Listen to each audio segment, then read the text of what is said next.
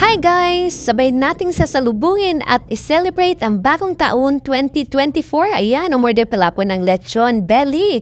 At ako'y first time na makatikim nito, walang char.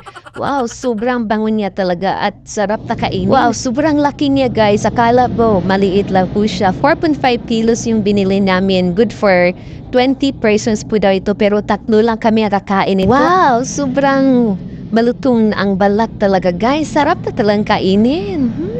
Siyempre guys, hindi mawawala sa atin ang cakes kapag may okasyon. Ayan, so dumating na po siya. Tumorder kami sa Catherine's. Roll po siya guys. Rainbow. Napakasarap talaga ng rainbow cake.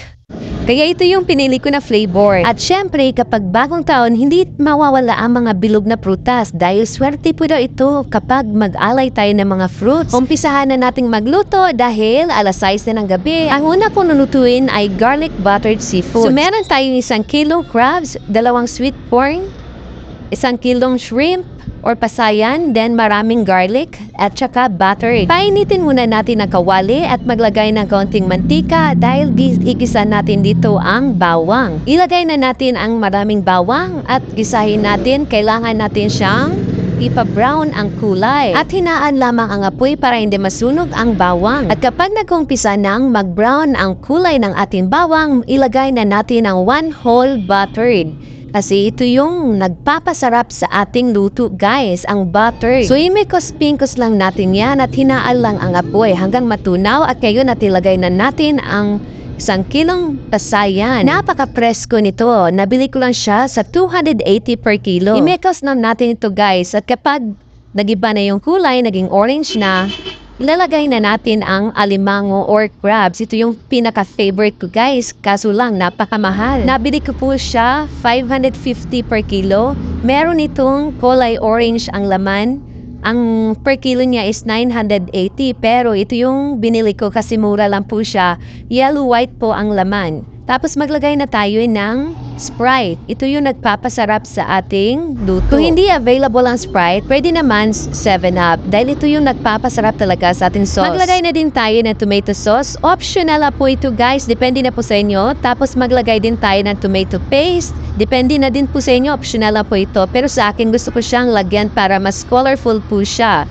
Red na red. Ayan. So, tomato paste po yan. Malit lang po yan siya. Pwede din kayo maglagay ng ketchup kung meron kayo sa bahay. Din naglagay din na po ng sweet chili sauce. So, ngayon, ilagay na natin ang mussel or tahong ni Carla.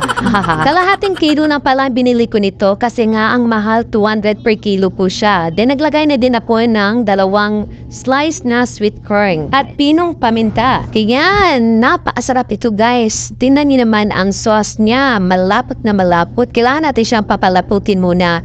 Tapos nilagyan ko siya ng kaunting magic sarap.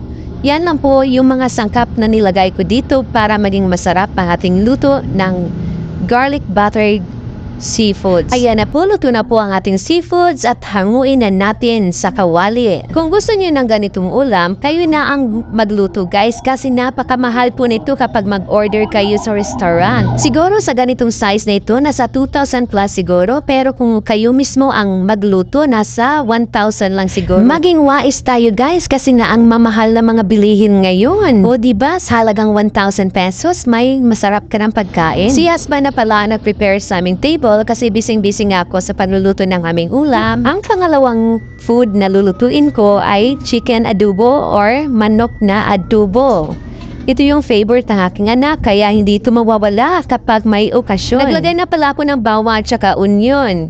Ayan, so imikos lang natin at katapos ilagay natin ang marinated chicken. Minarinate ko pala siya ng 3 oras. Mas masarap kasi kapag marinated chicken kasi manunuot yung lasa sa manok. At ayan na po, luto na po ang ating chicken adobo. Ito yung pangalawang ulam namin, ang chicken adobo. Last but not the least, magluto tayo ng fried chicken wings. Nilagyan ko lang siya ng harina at dalawang itlog. Ito kasi ang paborito ng anak ko, itong fried chicken wings. Pinapainit ko lang ang mantika. Then after mainit yung mantika, ilagay na natin isa-isa ang wings. Mas masarap din ito guys kapag meron kayong honey garlic buttered chicken.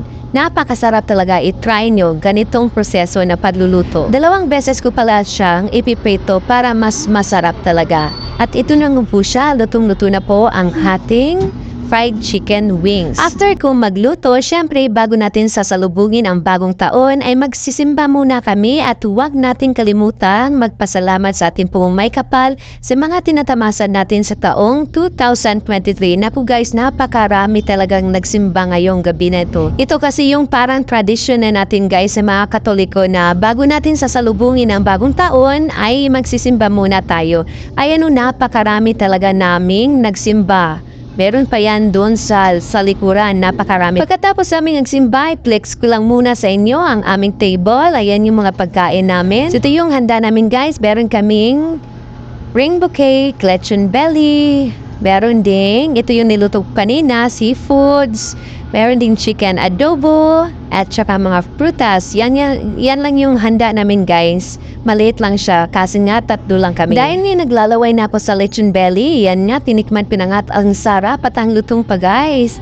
Yan, so nagpe-prepare na kami dahil takain na po kami at maghintay na kami ng alas 12 ng umaga. Happy New Year!